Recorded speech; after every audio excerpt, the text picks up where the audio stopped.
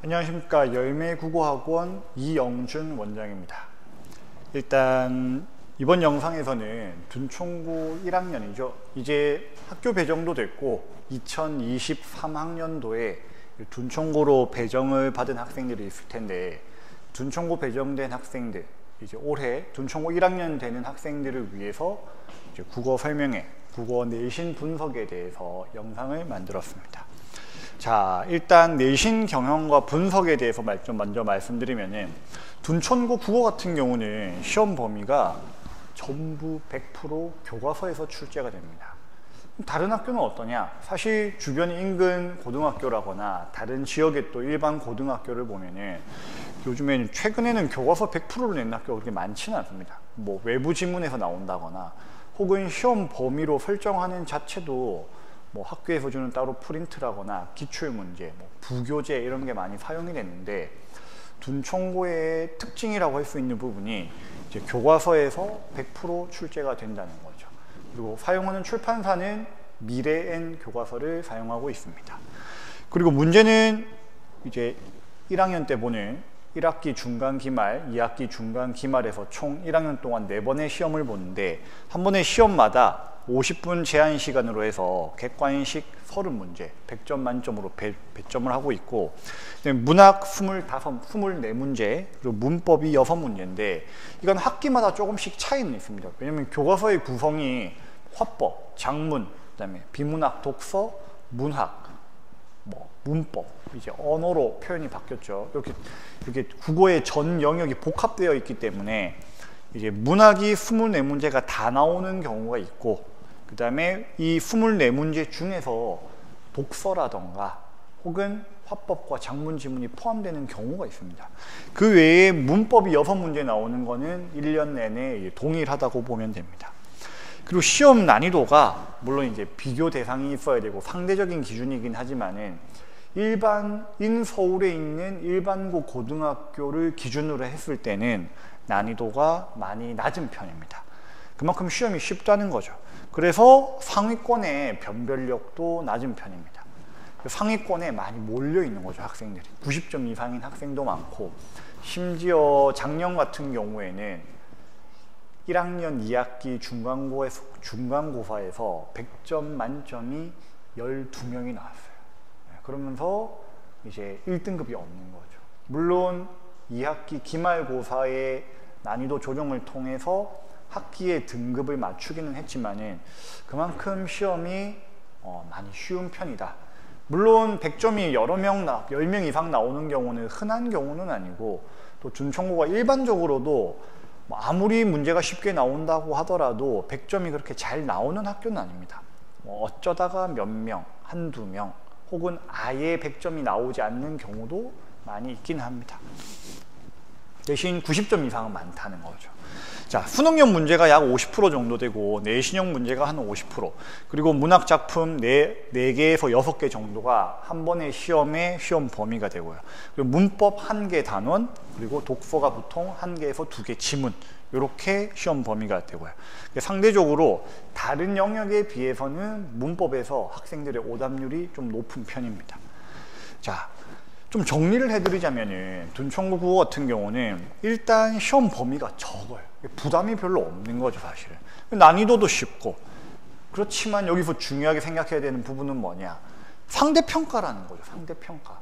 다시 말해서 둔총고 전교생 인원 숫자에서 뭐 이번에 200명이면 200명, 300명이면 300명에서 상위 4%, 전교에서 4%에 들어가는 학생만 1등급인 거고, 4%에서 11%까지가 2등급인 거고, 그 이하의 학생들은 다 3등급, 4등급, 5등급 이렇게 되는 거예요.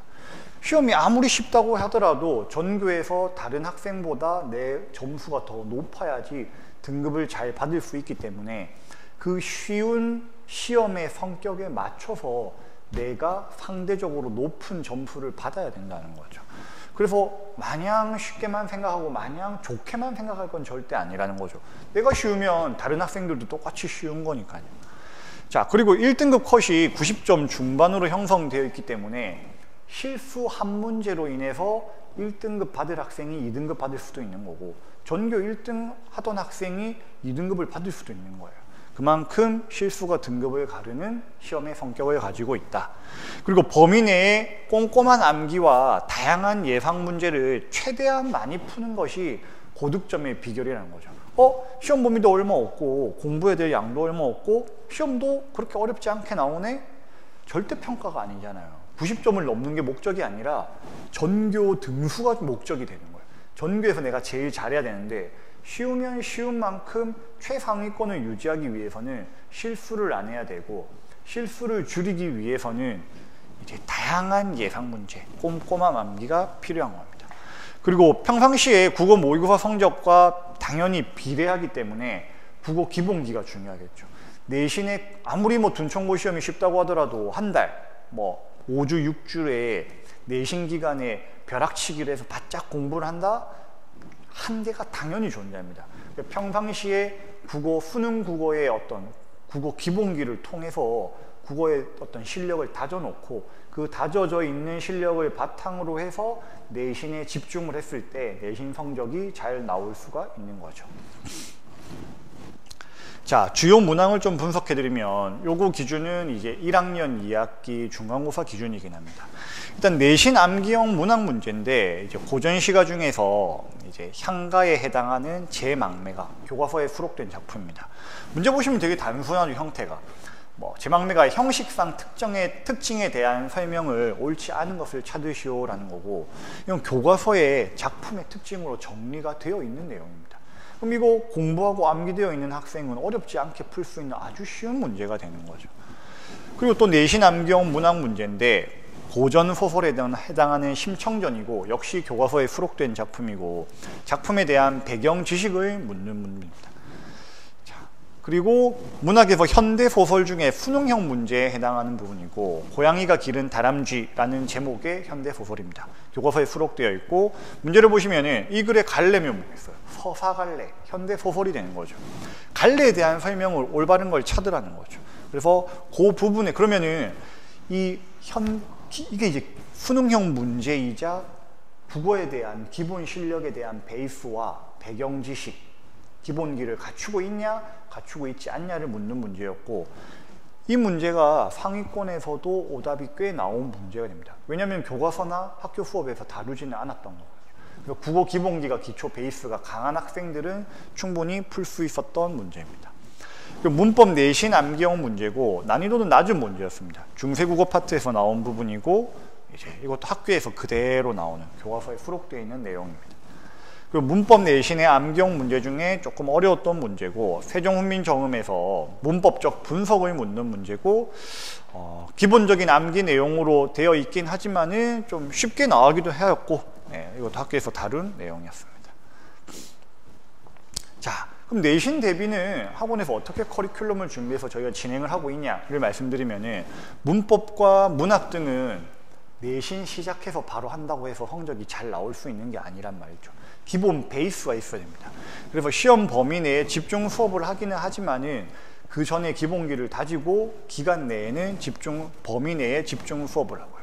문학 수업도 이제 내신 암기를 기본으로 해서 수능형 문제를 통해서 기본 실력을 다지고 문법 수업 동일하고 그리고 매주 이제 테스트가 있는 거죠. 테스트를 통해서 학생이 수업 시간에 집중을 하고 있는지 또 숙제를 잘하고 있는지 복습을 잘하고 있는지 또 얼마나 들은 내용을 이해를 했는지를 계속 매주 확인을 해줘야 하기 때문에 주간 테스트를 통해서 저희가 보고서를 작성하고 학생의 성취도를 계속 분석하고 또 학부모님께도 보내드리고 있습니다. 자, 이 부분은 이제 작년 1학년 2학기 중간고사 때 저희가 직접 사용했던 커리큘럼 내용이 되는 거고요. 그래서 보통 한 번, 두 번, 세 번, 네 번, 다섯, 여섯 번 거의 5주에서 6주 정도의 내신 준비 기간을 두고서 보통 1, 2주 차이는 교과서 중심으로 내용 수업이 들어갑니다. 그리고 그 내용 수업에 해당했던 부분의 숙제들은 이제 내용 확인 문제들, 그리고 기본적인 자습서, 평가 문제집, 그리고 학교 기출문제 정도의 숙제가 나가고 2주, 3주, 4주 차부터는 이제 다른 학교의 이제 기출문제들, 난이도가 좀 있는 거죠. 왜냐면은 똑같은 미래인 국어 출판사를 사용하는 학교가 전국에 상당수 많이 있고 그 학교 중에서는 어렵게 문제를 내는 곳도 꽤 많거든요. 그리고 둔청고 시험이 아무리 쉽다고 하더라도 킬러 문제는 존재하고 상위권의 변별력 문제도 존재를 하기 때문에 그 문제를 맞추는 게 또 상위권 학생들에게는 목표가 되는 거거든요. 그런 문제를 대비하기 위해서 좀 난이도가 높은 문제로 나가고, 그리고 이제 마지막 일주 전이랑 직보에는 저희가 주로 테스트 위주로 합니다. 이제 국어 내신 파이널 모의고사라고 해서 시험 전날에 국어 학교 시험 전날에 학원에서 똑같은 50분이라는 시간, 똑같은 30문제, 똑같은 문제 구성이랑 예상 문제를 통해서 실전과 똑같이 모의고사를 한번 보는 거죠. 근데 직보 때는 3번을 봅니다. 3시간 동안 1차, 2차, 3차의 모의고사를 봐서 다음 날에 보는 시험을 미리 본다는 느낌으로 훈련을 하고 거기에서 나온 오답들을 또 분석해서 공부하고 마무리를 하는 거죠. 그리고 거의 매주 수업과 숙제 교재가 거의 100페이지 내외로 좀 많이 나가는 편입니다.